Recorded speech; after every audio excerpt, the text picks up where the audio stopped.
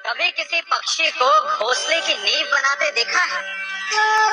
अथक परिश्रम करके तिनका तिनका बिटोर कर वो पक्षी अपना घोंसला बनाता है, अपनी संतान के लिए एक सुरक्षित घर बनाता है। और फिर कहीं से तीव्र आंधी आती, भारी वर्षा होती और उसका घोंसला तिनका तिनका करके बिखर जाता है। फिर वो पक्षी क्या करता है?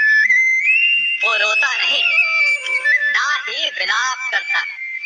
वो बिना विलंब करे फिर से अपना घोंसला बनाना प्रारंभ कर देता है और सफलता पाता है। फिर हम क्यों छोटी छोटी असफलता से भयभीत होकर परिश्रम करना छोड़ देते?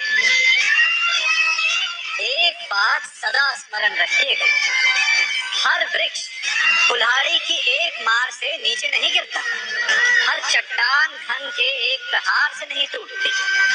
सफलता पाने के लिए अनावरत परिश्रम करना ही मात्र एक मार्ग है। स्वीकारण, सत्य का स्वीकारण मनुष्य के लिए बहुत ही महत्वपूर्ण है। जब तक मनुष्य सत्य को स्वीकार नहीं करता, उसे असत्य से लड़ने की शक्ति प्राप्त नहीं होती। जब आप भोजन करते हैं तो क्या होता है? आपका पेट स्वीकारता है कि वो भर चुका है और आप भोजन करना बंद कर देते हैं।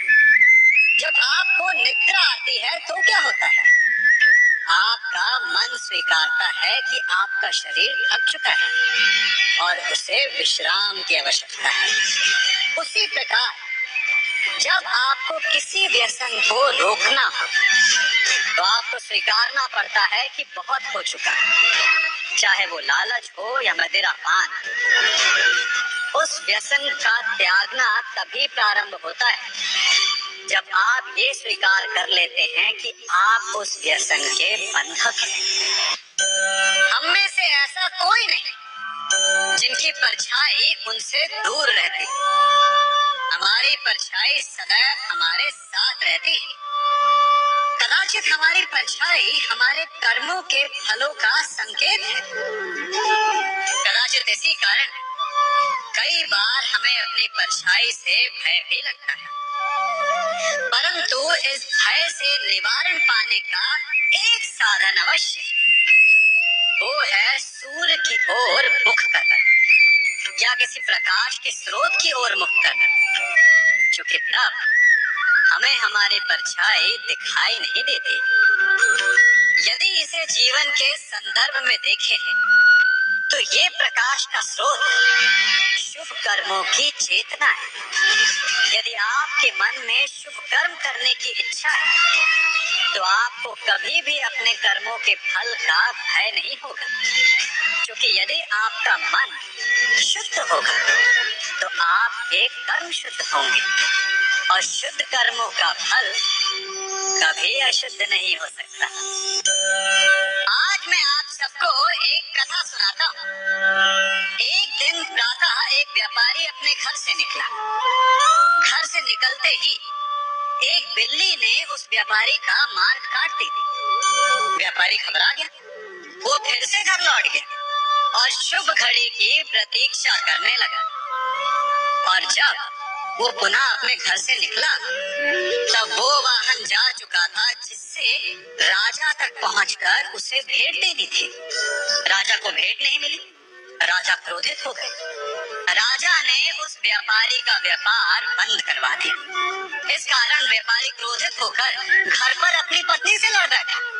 पत्नी अपने बच्चों समेत मैके वापस चले गई और उस व्यापारी के जीवन में यदि कुछ रह गया था तो केवल अंधकार। और इन सब का कारण वो उस बिल्ली को मानता रहा जिसने उसका मार्ग काटा था।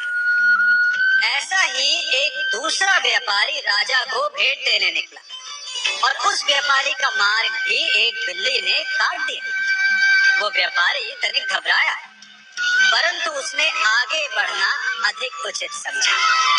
राजा तक वो समय पर पहुंचा।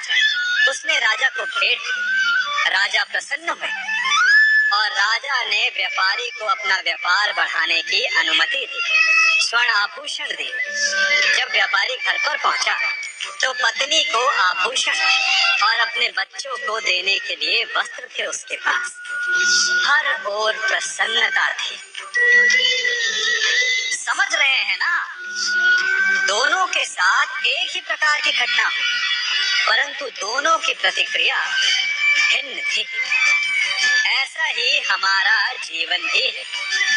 हमारे जीवन में प्रारब्ध का अपना स्थान है, परंतु उससे कई अधिक महत्वपूर्ण हमारी प्रतिक्रिया, हमारे सोच का प्रभाव, क्योंकि यही हमारे जीवन को आकार देते हैं। इसलिए अपनी सोच को सकारात्मक रखिए, आपका जीवन सदैव आनंदमय रहेगा।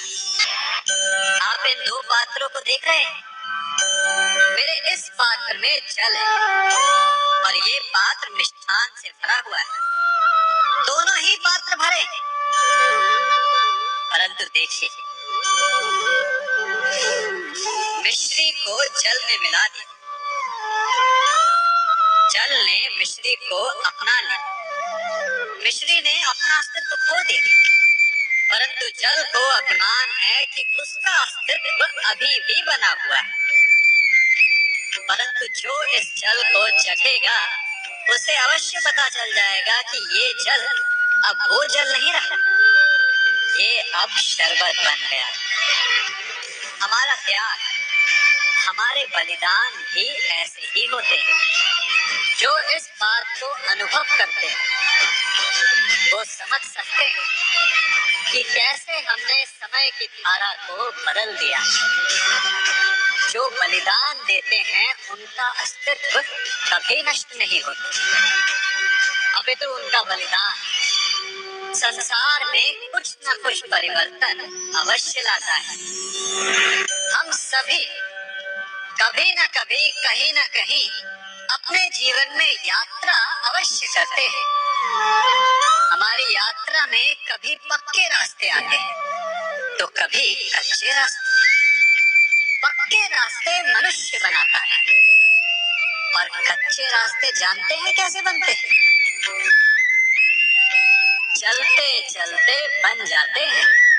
जब लोग एक स्थान से जाते तो पैरों के दबाव से नीचे की घास कुचल जाती है। बार बार उस मार्ग से जाने से धीरे धीरे मार्ग स्वतः ही बन जाता है। और यही जीवन है, यही नियति है। जब आपके जीवन में आपको मार्ग ना मिले तो रुकिए नहीं, आगे बढ़ते रहिए और आपके पैरों के दबाव से मार्ग स्वतः ही बन जाएगा।